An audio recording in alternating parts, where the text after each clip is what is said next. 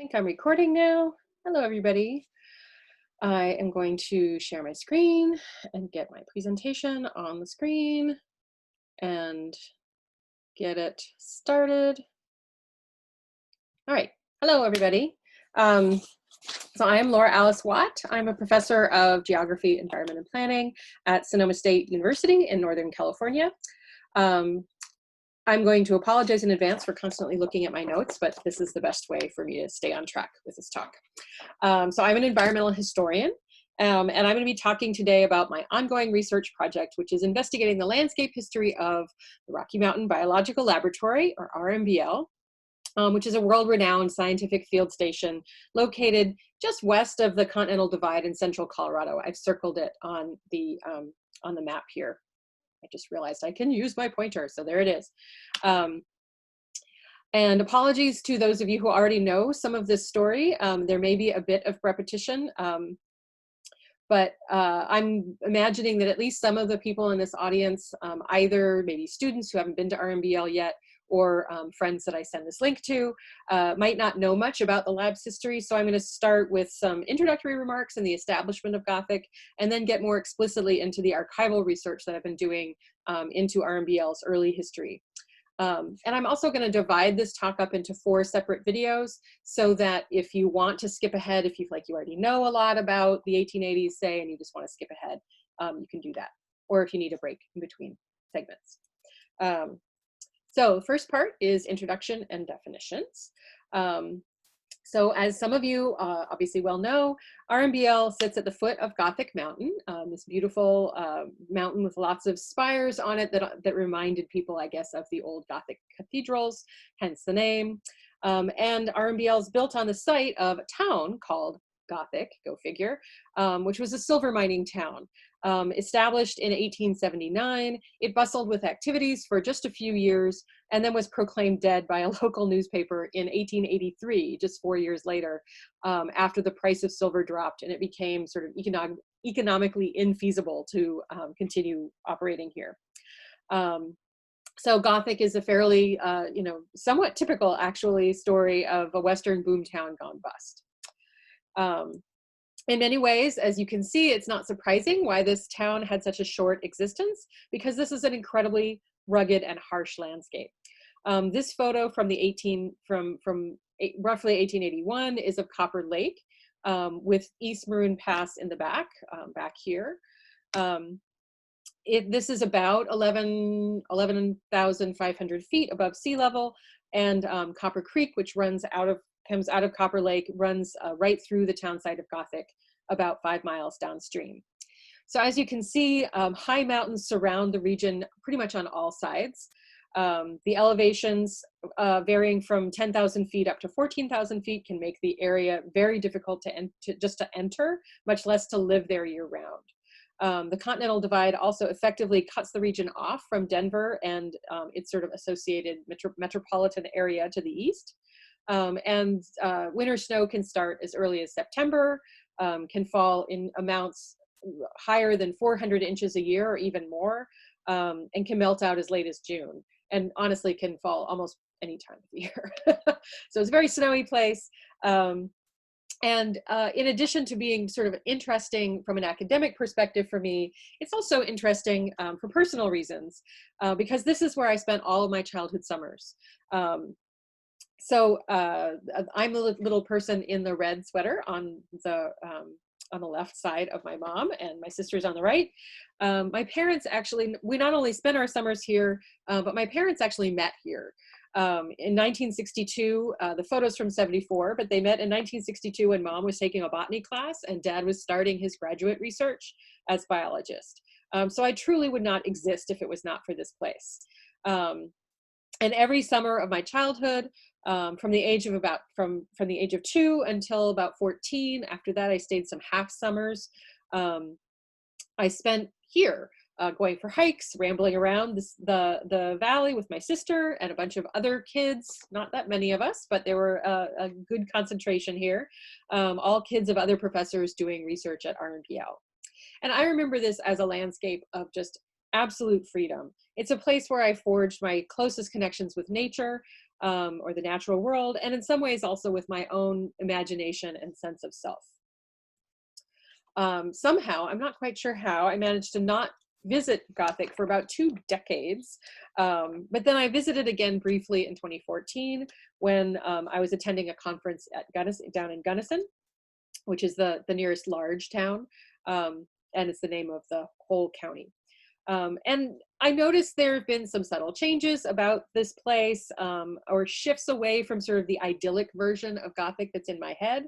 And that's prompted me to inquire about the history of other changes in this particular landscape that have happened over the last 150 years. So I'm very slowly, I can only conduct archival research in the summers when the lab is open and available. And I'm doing it sort of sequentially over a number of years.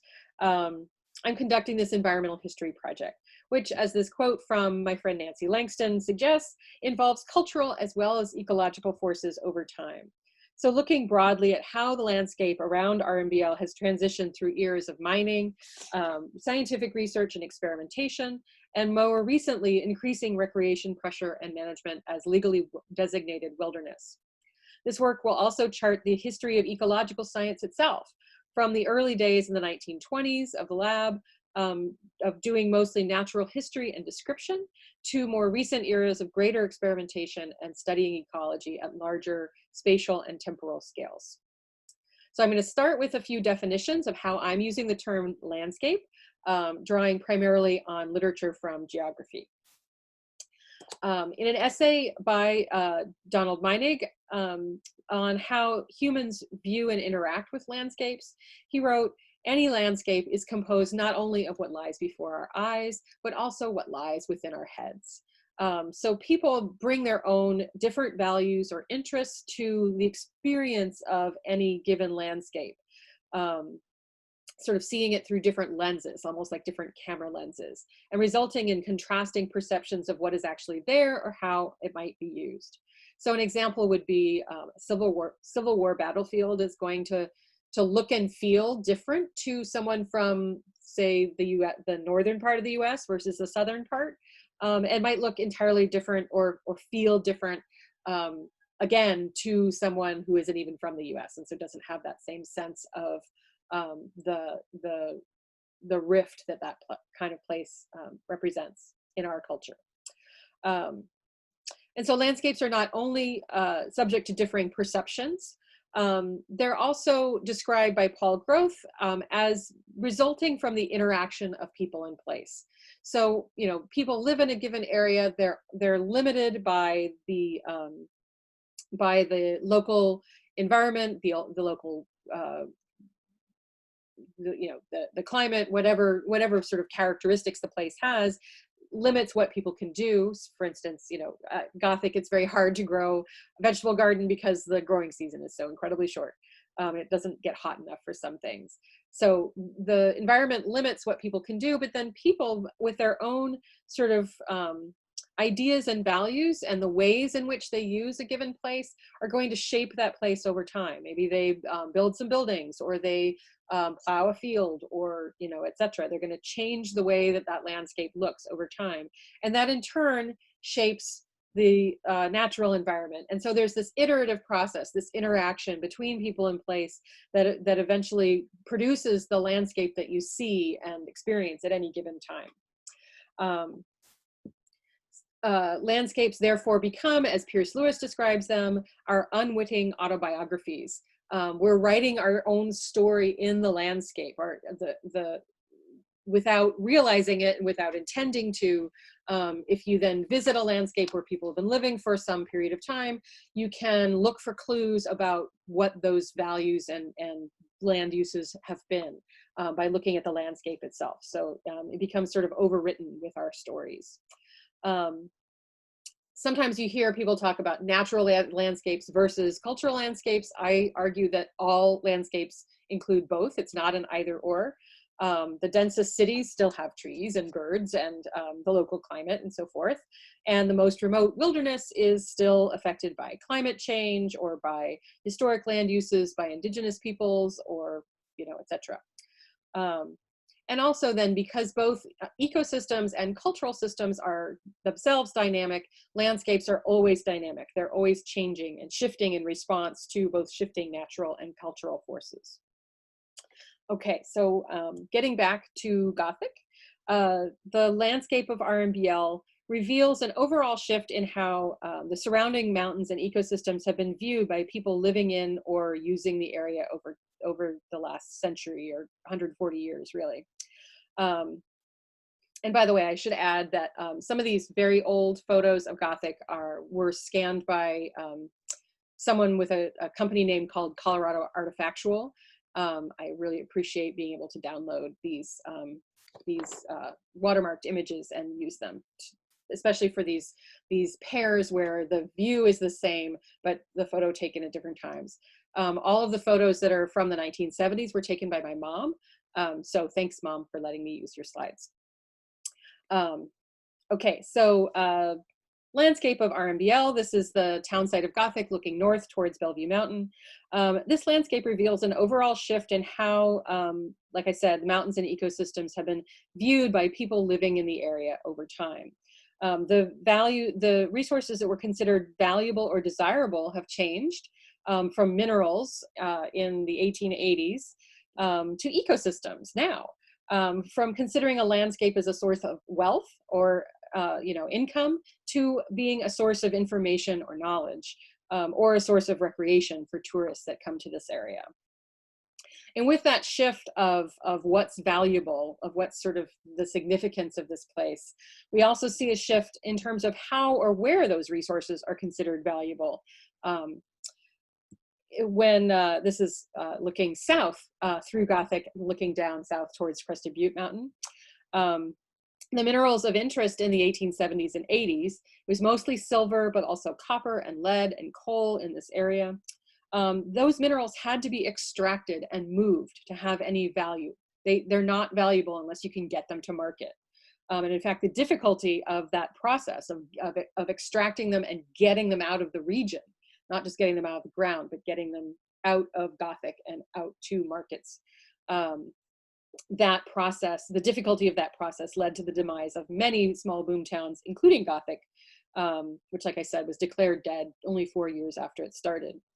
In contrast, the resources that are sought out by RMBL scientists, which is sort of a wild and relatively undisturbed ecosystems in which to do ecological or other biological research, those resources are valued in place, sort of in situ, both for research and for educating students, and they are enhanced by their isolation high in the Rockies, whereas the minerals were, the silver is still there that was being mined in the 1880s, at least some of it is, but it's so expensive to extract that people stopped.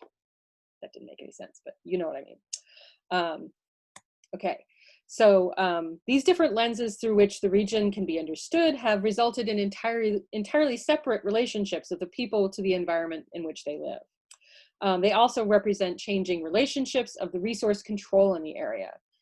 In general, the Intermountain West has been characterized as a region in which many of its landscapes and much of its economic and political geography have been created from a distance.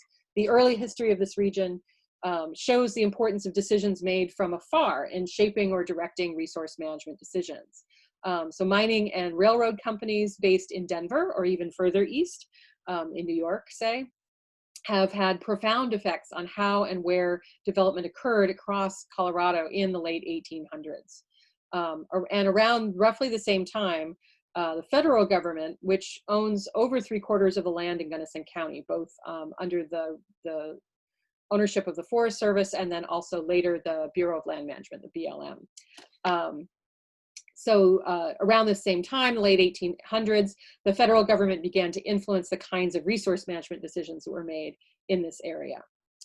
So this concludes my first part of my lecture, and I hope that you will go on and watch the other segments. The next one will be part 2, Establishment of Gothic.